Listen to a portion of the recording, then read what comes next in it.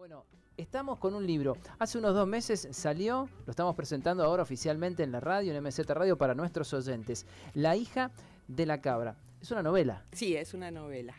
Es ficción narrativa.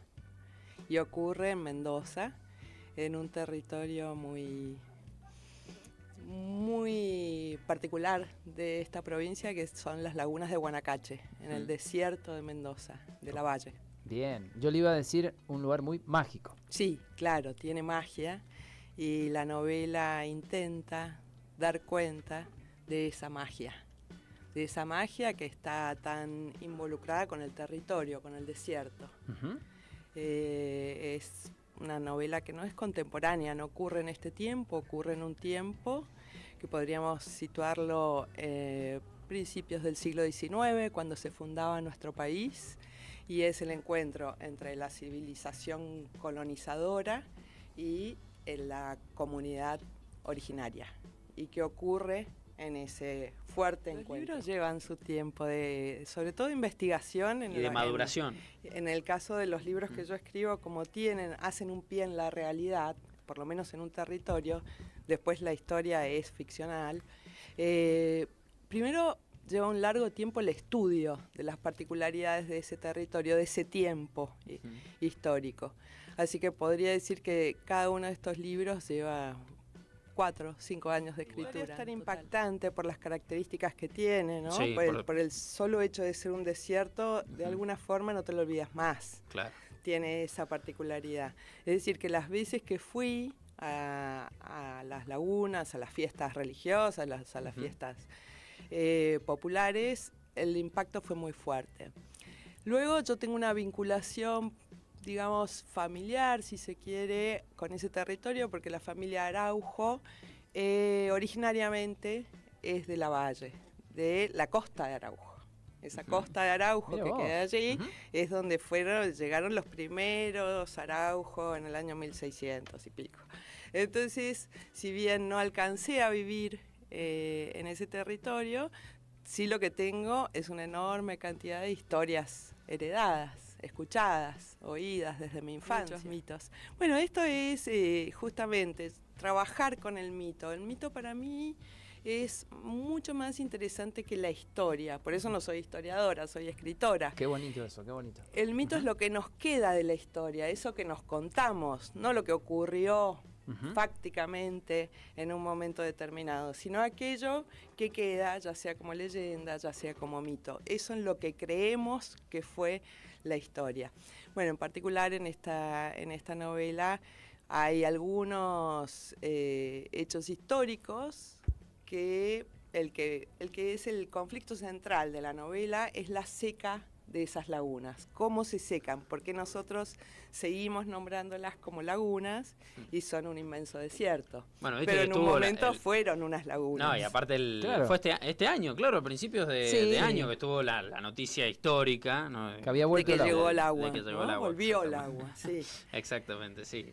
Entonces, en esta historia hay una serie de personajes, aquellos que son nativos, originarios, que conviven con ese desierto, lo conocen, tienen su estructura y su relación con sus dioses, con los animales, con los arbustos propios del desierto, con la vegetación, y aquellos que son extraños, que llegan, que son estos, digamos, hay primero un blanco, que es un blanco fugitivo, un matrero que huye de la ley, a la manera del Martín Fierro, digamos, y se interna en este territorio huyendo de la persecución. Está también el ejército, que un poco avanza sobre ese desierto, siguiendo órdenes del gobernador, y lo que están haciendo es una obra hidráulica para llevar el agua a la fundación nueva de la ciudad, aguas arriba, o digamos, y sin demasiado conocimiento del impacto que esa obra hidráulica va a tener, que va a ser esa sequía espantosa. Entonces hay un poco de mito, hay un poco de también, como este blanco fugitivo entra en un romance tormentoso con la hija del cacique Cunampas, ella siente que ha perdido, al hacer esa especie de traición a su pueblo, pierde su principal rasgo, que es la cazadora. de la que caza para que todo el mundo, todo el pueblo coma. Y bueno, y así se dan es una novela de aventuras, una novela de amor y una novela en donde hay una reflexión sobre las cuestiones ambientales, ¿no? Sobre la sequía, sobre qué pasa cuando no hay alimentos, cómo intervenimos cultural y tecnológicamente el paisaje y cuáles son las consecuencias, que hoy las tenemos muy cerca, ¿no? Es una problemática ambiental. El libro tuvo una primera edición hace bastantes años, en el año 2010. Fue un libro que ganó un premio importante, que es el del Fondo Nacional de las Artes, a novela, y en ese momento salió por una editorial más pequeña. Esa ya tuvo ahí una muy buena recepción, pero acotado a la ciudad de Buenos Aires, que es donde esta editorial pequeña estaba. Ahora, esta reedición es de una gran editorial, que es Random House, en este sello Lumen, y esta es la segunda novela que me publica Lumen. La anterior fue Botánica Sentimental, el año pasado se presentó, y también es otra historia de Mendoza, pero es la contracara, es la historia del Oasis. Okay. Es una historia de bodegas, de Film Andes, de todo lo que ocurre dentro del Oasis. Así que bueno, digamos, las novelas tienen su tiempo hasta que llegan a las y los lectores. Pero este está empezando. Claro, es el inicio de una trilogía. Esta sería la primera parte, Desierto de Guanacache. La segunda, como les contaba, es Botánica Sentimental, que ya salió y también está disponible en las librerías. Muy bien. Para decir. Y la que viene, que bueno, no hay que contar de antemano, pero también ocurre... Anticipo. Claro, también ocurre en Mendoza. Okay. O sea, la particularidad que tienen mis libros es que, si bien yo vivo en Buenos Aires, voy y vengo, tengo un pie acá, un pie allá, mi territorio de escritura es Mendoza. Y eso es lo que yo aporto de alguna manera a la literatura nacional, llevando nuestras historias a los lectores y las lectoras. Creo que hay una nueva lectura, una lectura más contemporánea de este momento, en el que, bueno, viste que hay algunos comentarios de solapa que dicen que la novela anticipa un conflicto social, o por lo menos anticipa a una sensibilidad que luego se expande, que crece, que es este problema con la tierra, ¿no? La reflexión sobre qué estamos haciendo con el mundo, qué hemos hecho con nuestro territorio.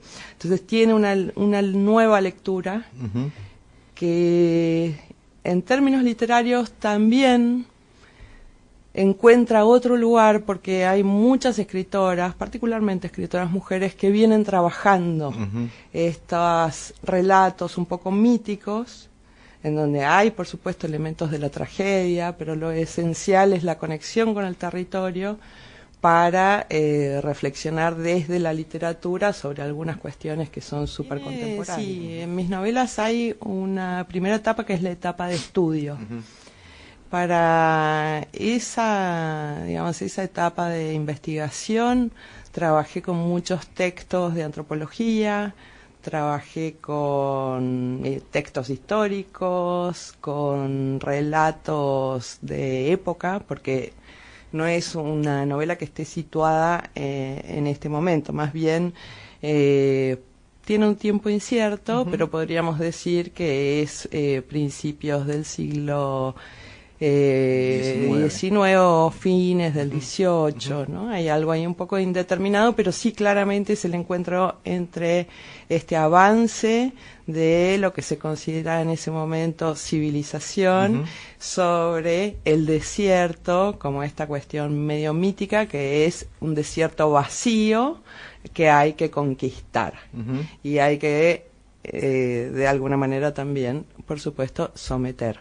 Entonces es ese encuentro, que es un encuentro clásico, mítico de nuestra literatura, tiene elementos, por ejemplo, hay un fugitivo. Ese fugitivo es un fugitivo de la ley, como lo es el Martín Fierro, ¿no?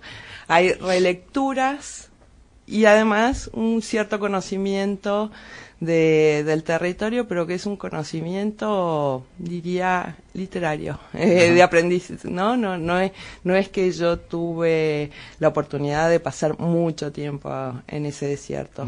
Sí conozco sus leyendas, sus mitos. A mí me interesa mucho trabajar con lo que queda en la historia, lo que yo llamo mito, ¿no? Como de eso esa versión que luego nos seguimos contando. Y eso puedo haberlo tenido de más chica a raíz de que la familia Araujo es originaria de la costa de Araujo. De ahí vienen mis... digamos, me gustó eso que dijiste, Ale, sobre las relaciones de poder.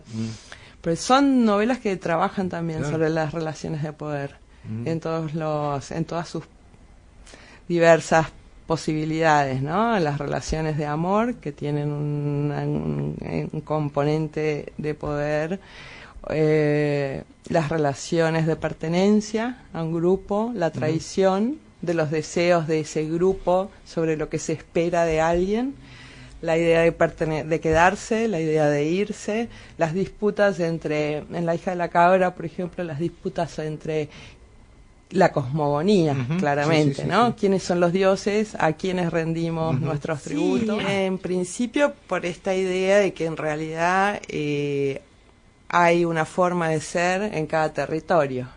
Y ese territorio, ese paisaje, ese ecosistema, digamos, te atraviesa de tal manera que te determinan, sin una idea determinista, sino cómo es este lazo entre tierra, paisaje, animales, lluvia o no lluvia, y el carácter de cada uno de los personajes. Animales, comida o no comida, ¿no? Cómo eso determina un destino. Cada uno tiene una relación con ese desierto acorde a su propia cosmogonía. Por supuesto, el ingeniero, que es un personaje completamente ajeno, es la primera vez que está en ese territorio, queda entre absorto, devorado, como decís vos, por el desierto, perplejo, se encuentra a sí mismo como un otro, dice, tiene dudas cómo va a volver a ser quien era antes de atravesar ese desierto. Pues está el fugitivo, el cura, ¿no? Bueno, cada quien un poco se relaciona con el desierto de acuerdo no solo a su carácter, sino también a sus intereses, y ahí es donde se vuelve una trama política. Tan mágico la escritura, la literatura, si lo pensamos que son unos palitos, unos signos que de repente te cuentan una historia que una persona, una canosa en su casa estuvo pensando durante mucho tiempo, vos después la lees y armás la tuya, ¿no? Como toda esa magia que ocurre en relación al lenguaje que habitualmente la damos por supuesta, digamos, pero si nos ponemos a observar ese fenómeno, me parece tan maravilloso. Lobos de la misma manada. Un día entero cabildeando frente al río y solo conseguí un pez. Vivo lo saqué y al verme, un lagunero se me acercó con ojos abombados. Yo, que sigo tirando desprevenido, y él, que me arranca el pescado. El cabrón lo agarró de un manotazo y de una dentellada lo liquidó. Y en vez de golpearlo, miré cómo se lo comía, famélico, sin dejar ni las espinas. Juana se ríe, el blanco también. Bordonear la guitarra, eso quisiera. Y con las manos en el aire rasga cuerdas imaginadas y canta. Ella no resiste su canto y los brazos se atraen. Otra vez las tuzas revueltas, los dos con las panzas cada vez más rotas y descuajeringadas de hambre. 2 días después ella amanece tiesa. No llora, no grita, está tristísima. Andate, le digo, andate. Ni correr a su casa puede. Derrumbada, árbol caído, con las raíces tronchadas, tirada desde el amanecer, no se ha peinado ni cubierto con un trapo. Desnuda, recalienta raíces en un fuego escaso, sirve un poco de caldo y me mira comer. El pellejo ajado le destila sumisión. La mano de él sostiene la cuchara con brusquedad, el cuerpo distante del plato. La cabeza alzada domina la voracidad que se le cuela entre los gestos duros de la mandíbula. Come lentamente. Termina. Las manos de la mujer se abandonan sobre las estrías de la madera tosca, la espalda desplomada, los hombros que le caen sobre el vientre, abultado, la cadera cebada. Ella mira al vacío que se detiene en la punta de las botas descosidas del blanco. El desajuste es grueso.